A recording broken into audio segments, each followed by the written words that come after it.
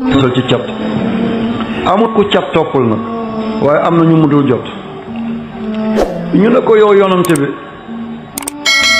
gis nañ booy sol sa dàll da nga ne bismillah iyyaka na'budu nga sol ndeyjoor ne bismillah iyyaka nasta'inu nga sol càmmoñ mu ne ngir mu mucc ci cat. ñu ne ko xanaa nekkatoo yonante bi mu ne ahankay bu may jottale alquran yàlla moo may defal protection yàlla moo may protéger moo may ñagal ba alquran du rax mais bu ma paree nit laa comme yéen danaa xiif lekk danaa mar naan am na ay soxna danaa am ay njaboot danaa aajoo ma tukki. mu ne bu doon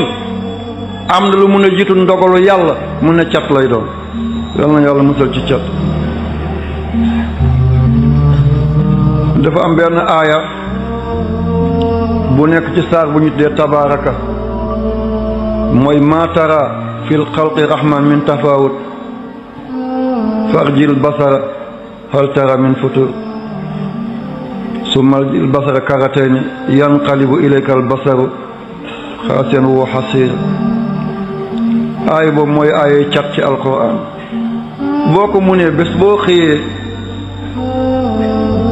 nga jàng ko juróom-ñaari yoon booy tëdd juróom-ñaari yoon cat du mun ci yow da moom la dañ la fiy bàyyi rek ku la ko yéene rek moo cay daanu ku ne yaay alku rek da nga tiim bàmmeelam ku la fexeel dana ci des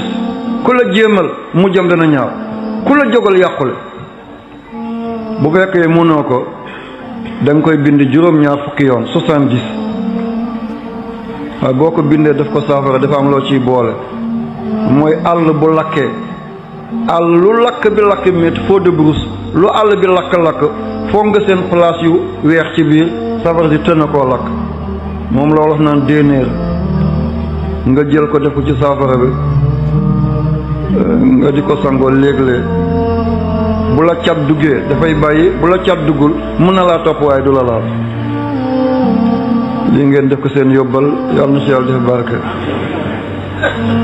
ku ko mun bés bu nekk boo xëyee def ko juróom-ñaari yoon mooy aaya ñetteel ba ci ñeenteel ba boo xëyee juróom-ñaar booy tëdd juróom-ñaar boo ko munul